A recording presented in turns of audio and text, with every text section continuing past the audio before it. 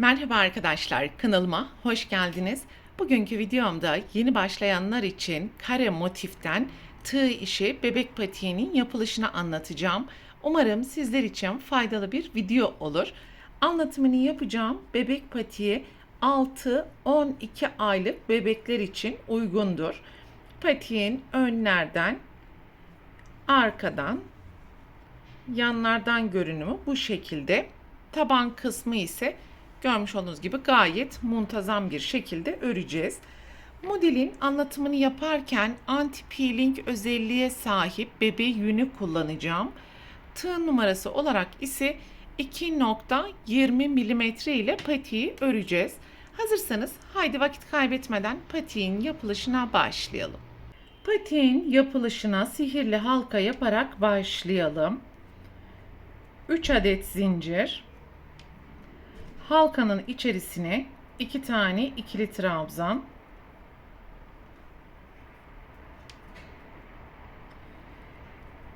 iki zincir, halkanın içerisine 3 tane ikili trabzan,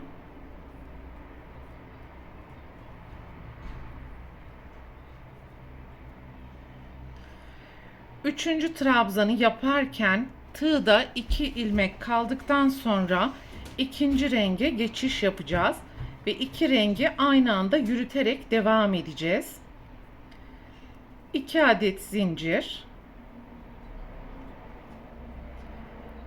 halkanın içerisine 3 trabzan,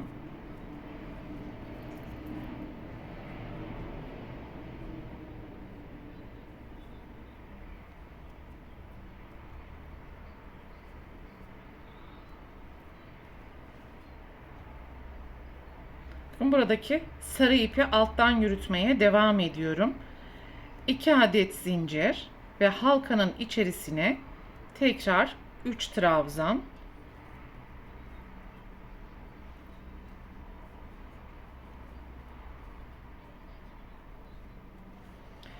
toplam yan yana 4 tane trabzan grubu oluşturmuş olduk.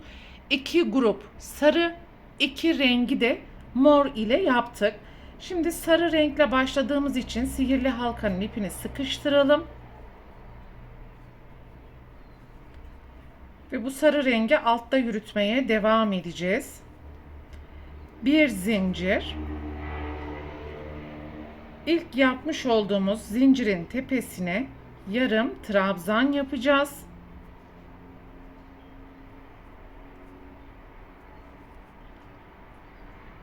Fakat sarı renkle devam edeceğimiz için sarı ile burayı kapatıyorum. Şu ipleri buradan keselim ki görüntü kirliliği oluşmasın.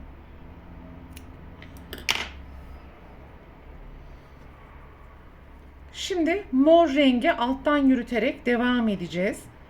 3 adet zincir. Burada oluşturmuş olduğumuz boşluğun içerisine 2 tane ikili trabzan,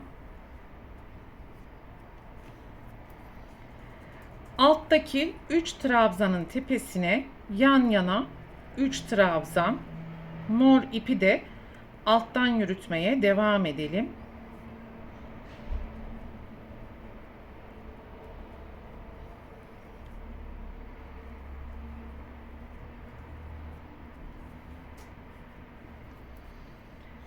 Boşluğun içerisine 2 trabzan, 2 zincir, 2 trabzan,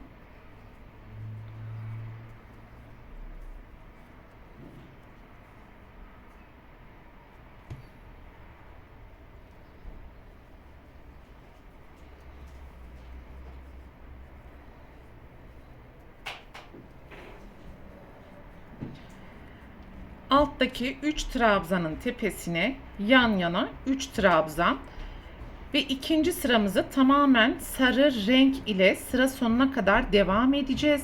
Mor ipi de alttan yürütmeyi unutmayalım. 2 zincir boşluğuna 2 trabzan, 2 zincir, 2 trabzan,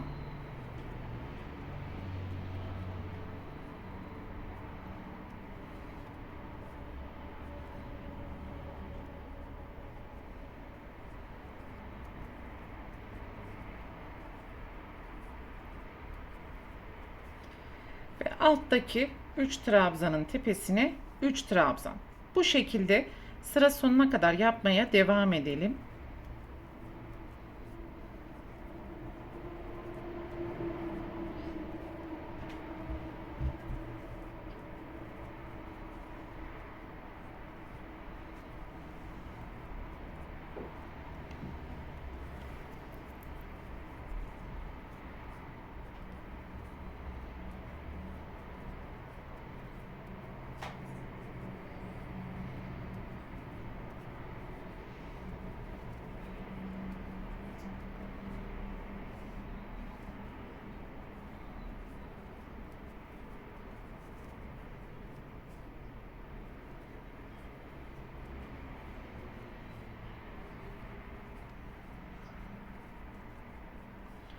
Ve son boşluğun içerisine birinci köşeyi tamamlamak için 2 trabzan, 1 zincir ve ilk zincirin tepesine yarım trabzan yapalım.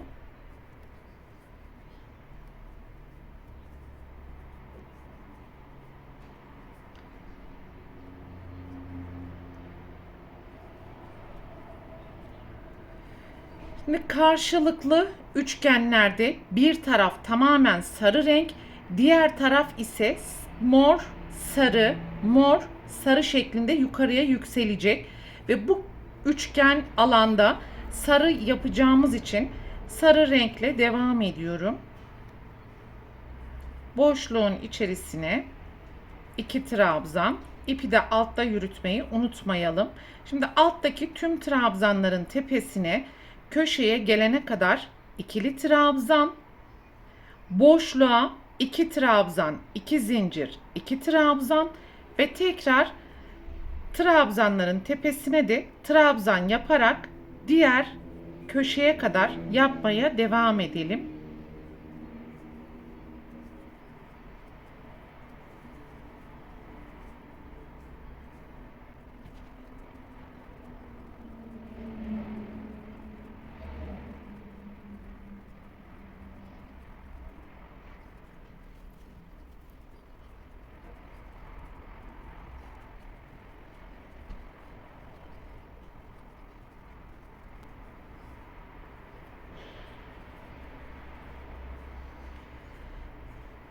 Ve üçgen alanda ikili trabzanları yaptım. Boşluğun içerisine 2 tane ikili trabzan. Fakat ikinci ikili trabzanı yaparken mor renge geçiş yapıyoruz ve 2 ilmeği birlikte kapattım. Bu kez sarıyı alttan yürüteceğiz. 2 adet zincir, boşluğun içerisine 2 trabzan,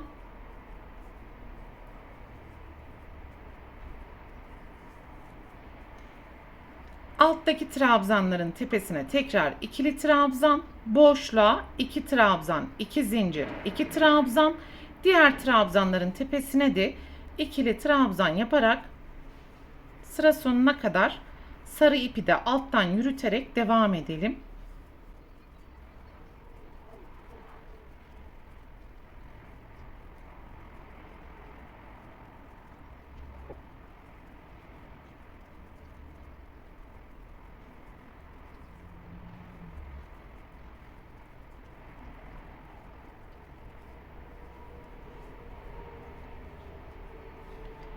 Son boşluğun içerisine 2 trabzan, 1 zincir ve ilk zincirin tepesine yarım trabzan yapacağız.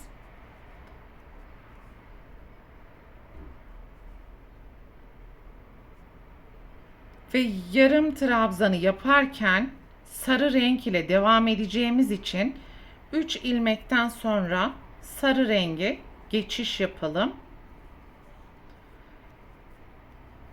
3 adet zincir, boşluğa önce 1 tane ikili trabzan. Ve şimdi zaten karşı köşede sarı ile devam edeceğimiz için sarı yapacaktık. Mordan sonra tekrar sarı yapacağımız için bu sırayı tamamen sarı renk ile çevreleyeceğiz ve mor ipi de alttan yürütmeye devam edeceğiz. Hiçbir değişiklik yapmadan ve renk geçişi olmadan sıra sonuna kadar yapmaya devam edelim.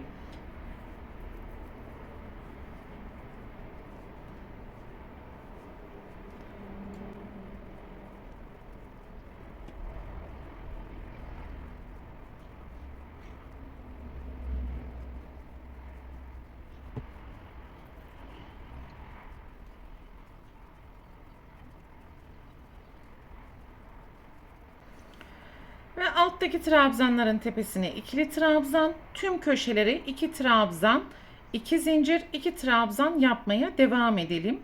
Sıranın sonuna geldim. Son boşluğun içerisine 2 trabzan, 1 zincir ve ilk zincirin tepesine yarım trabzan yapacağız. Karşı üçgen alanda sarı renkle devam edeceğimiz için renk geçişi yapmadan ve mor rengi alttan yürüterek alt sıradaki işlemleri tekrar edeceğiz.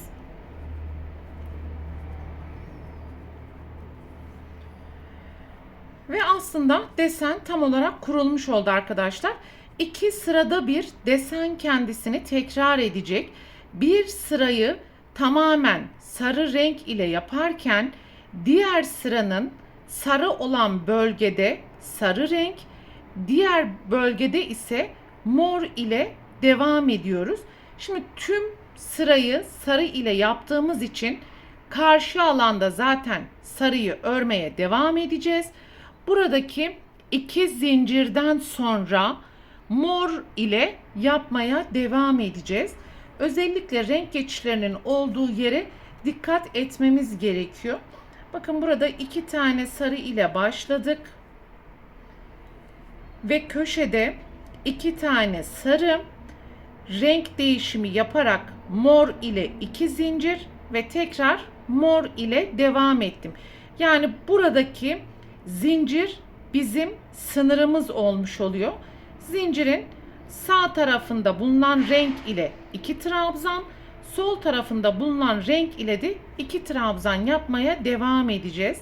Daha net bir anlatım olması için sizlerle birlikte ben de öreceğim ve videomun hızını birazcık yükselteceğim. İsterseniz videonun hızını yavaşlatabilirsiniz. Hangi rengi yapıyor isek diğer rengi mutlaka alttan yürütmeyi unutmayalım.